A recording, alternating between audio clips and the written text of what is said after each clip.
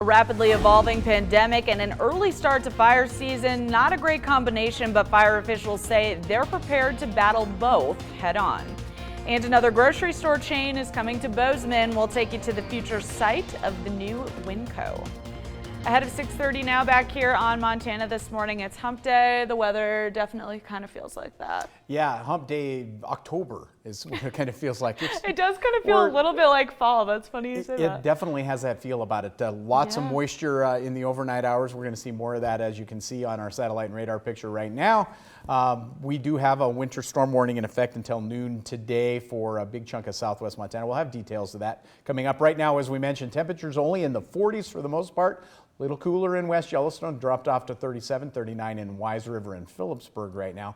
Temperatures aren't going to get much warmer than that, Caitlin. We're talking about upper 40s and low 50s today. I have all of those details coming up in about 10 minutes. All right, thank you very much, Chet. Fire managers have determined what started Saturday's wildfire south of Helena. According to the incident management site for that fire, the Lump Gulch fire was started by power lines around 3 o'clock Saturday afternoon. Strong winds at the time caused the fire to quickly grow to more than 1,000 acres. Yesterday, fire managers adjusted the fire size down to 1,100 acres, and they say rain on the fire the past 2 days has helped stop its spread. As of yesterday, that fire was 25% contained, and all pre-evacuation notices in the area of the fire have been lifted. That early fire near Helena was a good reminder of the challenges of fighting wildfires while also battling COVID-19. Nonetheless, the U.S. Agriculture Secretary, who oversees U.S. Forest Service operations, is expressing confidence about the agency's plans for controlling COVID-19 during this summer's fire season. MTN's Dennis Bragg reports the agency is also prepared to adjust those measures as the pandemic conditions continue to change. It's a problem that's been on the minds of federal and state forest managers since early this year. How do you fight fires in the age of the coronavirus, especially large-scale massive fires that force fire teams from across the West and the rest of the U.S. to relocate to fire camps? And how do you keep an outbreak from having impacts on smaller rural communities where health resources are already at a premium? During Friday's visit with U.S. Agriculture Secretary Sonny Perdue in Missoula, I put that question to Jim Hubbard, who is Undersecretary for Natural Resources and Environment, is directly over the Forest Service. He told me the agency's leadership is confident of the COVID plan that's been developed for fire season. We've made those plans. We've addressed how the virus might affect our deployment of forces. So we'll adjust. And each of our geographic regions has their own specific plan of how to pre-position firefighters, how to distance firefighters, and when we mobilize, how to protect that mobilization. Hubbard says the biggest change will be at the fire camps themselves, where normally there's a constant flow of firefighters, vendors, volunteers, and local government officials. We'll break them up into smaller camps. We'll deploy in a different way so that we can give as much protection as possible. And then we'll get into testing so that we know that this is working. And when we have to adjust, we'll adjust. In fact, Hubbard says assessment and adjustment will be what having a safe fire season during the pandemic is all about.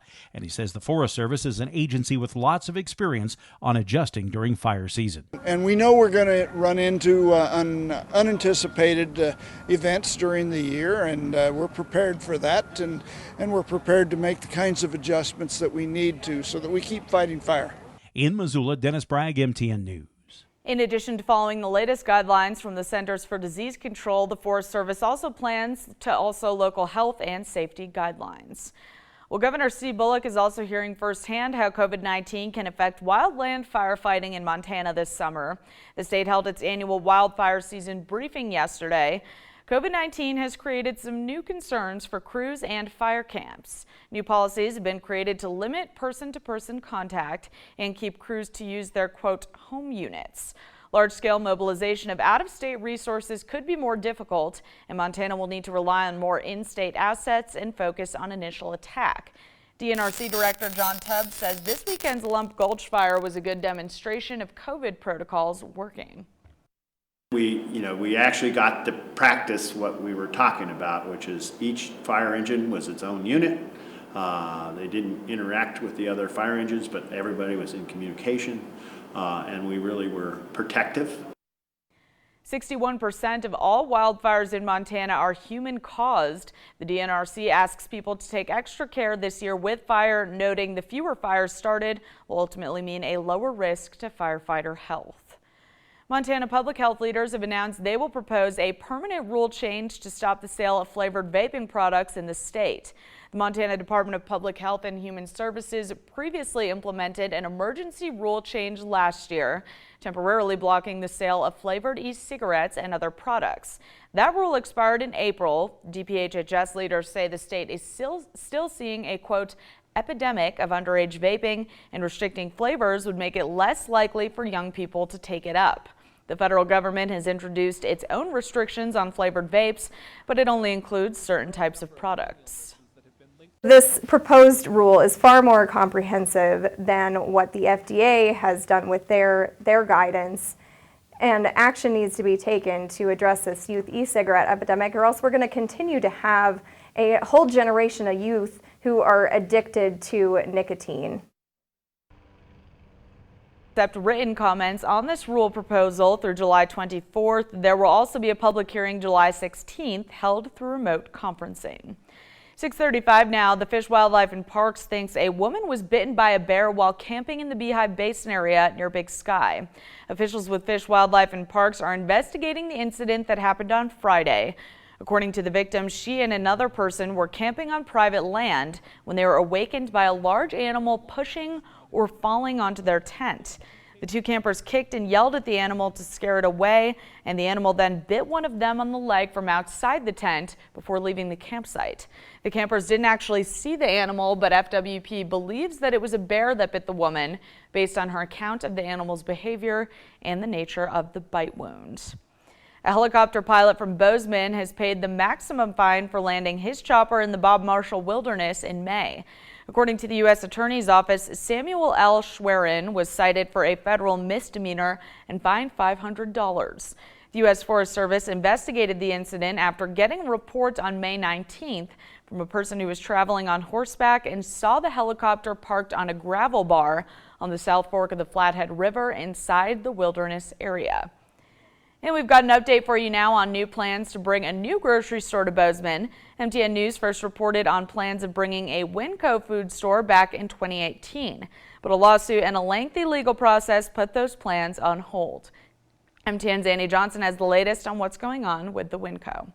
You probably heard talks about a Winco a couple of years ago, but then it seems like the plans disappeared.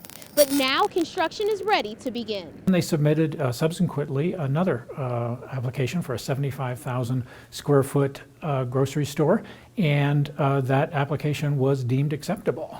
They were able to make some design changes that met the city's codes, and we're off and running. Or so the city thought. Shortly after the commission actually approved the plans in 2018, a third party, Grocery Workers Union, and some local representatives actually sued the city and said that the application was not properly authorized. But after a lengthy court process, the lawsuit was thrown out, which fast forwards us to today. And they have been given the go-ahead to start construction. My understanding is that they're going to start construction within 30 to 45 days at the site. Which means more options for Bozeman residents. Every retailer has their own niche.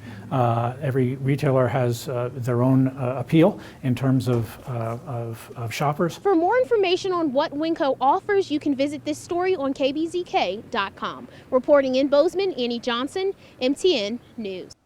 Even in the middle of a pandemic, housing prices in Gallatin County are stable and in some cases actually going up. According to the Gallatin Association of Realtors, inventory of single-family homes for sale is tight, and sellers are getting a high percentage of their asking price. For May, the median price of a single-family home in the area just under $476,000. That's up 13% from the same time last year. The median price for a townhome or condo is now a little bit under $302,000. That's down from $342,000 last year. The Bozeman Public Library will soon reopen to the public with limited hours and limited services. The doors will open on Tuesday, June 30th. People will be able to go in and browse new materials, but no public seating will be available. You can access the library's computers, but only in 30-minute increments. You are also encouraged to wear a mask. 6:39 now. We're taking a short break on Montana this morning, but when we come back, are you happy? That may be a loaded question during these times of a pandemic and nationwide protests against police, but some university researchers are asked the question anyway. What they found out is coming up, and first, here's a look ahead to what's coming up at 7 on CBS This Morning. Good morning to you. Ahead on CBS This Morning, the acting Secretary of Homeland Security joins us. Does he think President Trump's executive order on police reform goes far enough? Plus, comedian Jay Farrow talks to us about his own disturbing encounter with police and how he says it could have been handled very differently. And how a highly anticipated Supreme Court decision could dramatically affect more than 600,000 young adults, many helping in the fight against the coronavirus. We'll see you 7 o'clock on the dot.